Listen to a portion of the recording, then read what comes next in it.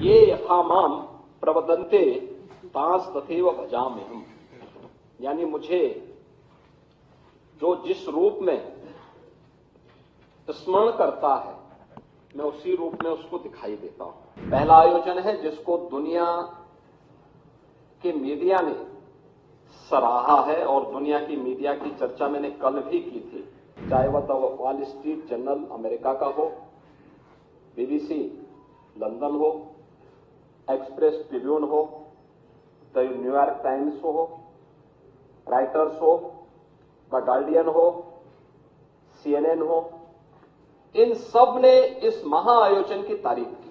ये जो प्रदूषण की बात करते थे ना, ये वही लोग हैं जो अपने समय में कुछ कर नहीं पाए। भगवान श्री कृष्ण ने भी श्रीमद् भगवत गीता में इस बात का उल्लेख किया,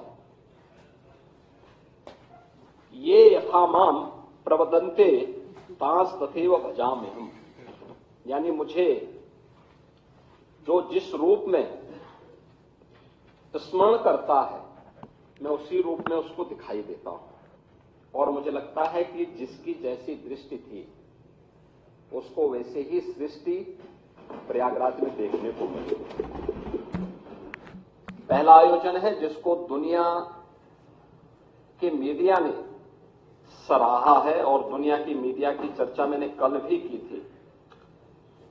मैं उसको बहुत लंबा नहीं खींचना चाहूंगा, लेकिन फिर भी चाहे वह the wall street journal America का हो, बीबीसी लंदन हो, एक्सप्रेस ट्रिब्यून हो, द न्यूयॉर्क टाइम्स हो, राइटर्स हो, द गार्डियन हो, CNN हो, इन सब ने इस महाआयोजन की तारीफ की, इस महाआयोजन की तारीफ की।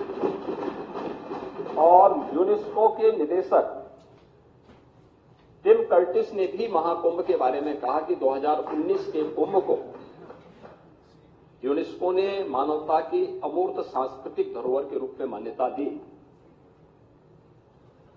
उन्होंने कहा कि इससे पहले 2023 में इसके सामाजिक, आर्थिक और पर्यावरणीय प्रभावों की निगरानी की जा रही थी।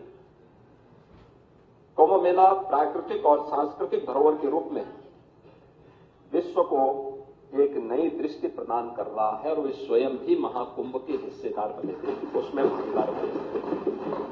महोदय, आज का एक बहुत महत्वपूर्ण आर्टिकल है, मैं उसकी ओर भी सदन का ध्यान आकर्षित करना चाहूंगा। और वह इसलिए भी आवश्यक है क्योंकि हमारे प्रतिपक्ष के जो माननीय सदस्य हैं वे जानते हैं देश के एक प्रतिष्ठित हिंदी आलोचक श्री सुधीर पचौरी को।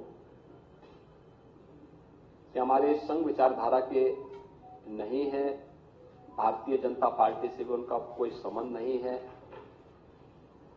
वे हमारी विचारधारा या अन्य इस प्रकार के मुद्दों की अक्सर आलोचना और आलोचनात्मक कार्यों के लिए वो जाने जाते हैं। महाकुंभ के बारे में उन्होंने लिखा कि समाज अपने अनुभवों में जीता है। उन्होंने बहुत सारी चीजें इसमें लिखी हैं। उन्होंने लिखा है कि 45 दिन लंबे अनुभव में हर रोज 1 से 1.5 करोड़ की संख्या में आती संगम में सहज अनुशासित भाव से आस्था की डुबकी लगाती और उतनी शांति से वापस जाती भीड़ ने अपने सद्व्यवहार से दुनिया के मीडिया को आकर्षित और अभिभूत किया।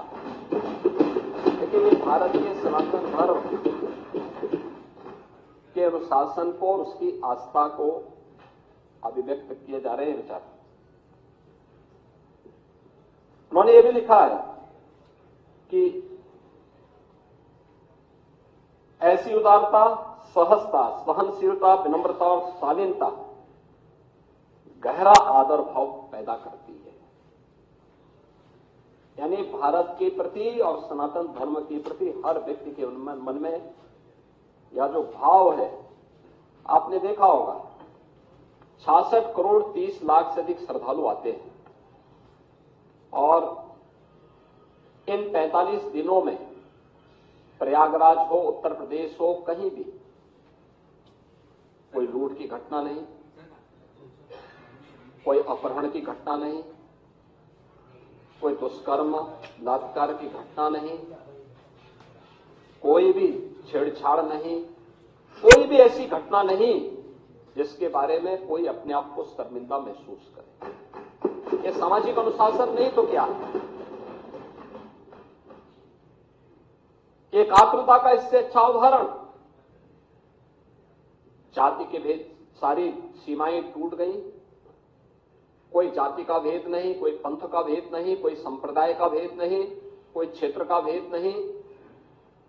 देश की सीमाओं को भी लांघने वाला, वसुधैव कुटुंबकम के भाव को जागृत करने वाला महाकुंभ एक नया संदेश दुनिया को दिया है। और अंत में श्री सुदेश पचौड़ी इस बात को भी लिखते हैं अपने आर्टिकल में कि क्या पता कि ऐसे ही निंदकों के प्रतिकार में इस महाकुंभ में इतने रिकॉर्ड तोड़ श्रद्धालु आए ताकि दुनिया जान ले कि समस्त हिंदू समाज एक है। यानी जो लोग महाकुंभ की निंदा कर रहे थे उनके बारे में वो कहते हैं कि जो लोग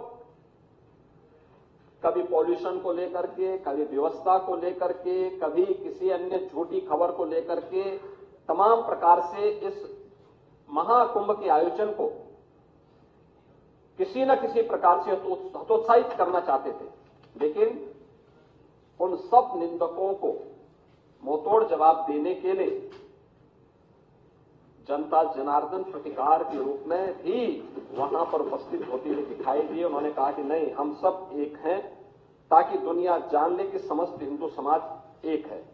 यही नहीं, महाकुंभ ने एक नया हिंदू विमर्श भी पैदा किया है कि हे पश्चिमी आधुनिकता, जिसे तूने दूषित किया वह अब भी हमारे लिए पवित्र है। याद करिए, जिस गंगा की पवित्रता और अविरलता के बारे में प्रश्न उठ रहा था 2014 के पहले, नमामि गंगे परियोजना के पहले उत्तर प्रदेश के अंदर मां गंगा 1000 किलोमीटर दूरी तय करती है, बिजनौर जनपद से बलिया जनपद तक। इन 1000 किलोमीटर के दायरे में सबसे क्रिटिकल पॉइंट, और एक क्रिटिकल पॉइंट केवल उत्तर प्रदेश के लिए नहीं था, गंगोत्री से लेकर गंगा सागर तक के इस पूरे 2500 किलोमीटर के दायरे में था, वह कानपुर था। कानपुर में 125 वर्षों से सीसा और मऊ में 4 करोड़ लीटर सीवर प्रतिदिन गंगा जी में उड़ेला जाता था। हम आभारी हैं प्रधानमंत्री मोदी जी के, जिन्होंने नमामि गंगे परियोजना के माध्यम से इस योजना को प्रभावी ढंग से लागू करने के लिए हमें पर्याप्त धनराशि उपलब्ध करवाई। यद्यपि पैसा 2015 में भी उन्होंने उपलब्ध कराई, लेकिन समाजवादी पार्टी की तत्कालीन सरकार ने उसको लागू करने के लिए कोई कदम नहीं उठाए। ये जो प्रदूषण की बात करते थे ना, ये वही लोग हैं जो अपने समय में कुछ कर नहीं पाए, और हमें अवसर मिला तो डबल इंजन की सरकार ने सीसा मऊ के सीवर पॉइंट को सेल्फी पॉइंट बनाने का काम किया। एक भी बूंद सीवर आज के दिन पे मां गंगा में कानपुर में नहीं जाता है। और यही बात उन्होंने कहा कि ये सीवर पॉइंट बनाने का काम किसने किया, सीवर वहां तक गिराने का काम किसने किया था? अंग्रेजों के समय प्रारंभ हुआ था। तो पश्चिम के जो विचारक आज हमें उपदेश देते हैं, अपने करतूतों को नहीं देखते। और उन्होंने कहा कि उसको जिसको ये दूषित कहते थे, भारत के सनातन धर्मावलंबियों के लिए वह मां गंगा आज भी उतनी ही पवित्र है, और इसलिए उन्होंने इन सभी चीजों की परवाह के बगैर, क्योंकि उन्होंने कहा कि यही नहीं, महाकुंभ में एक नया हिंदू विमर्श भी पैदा किया है। ये पश्चिमी आधुनिकता जिसे तूने दूषित किया वह भी हमारे लिए पवित्र है, क्योंकि यही हमारी सुरसरी है जो बहते बहते हरेक को पवित्र करती रहती है।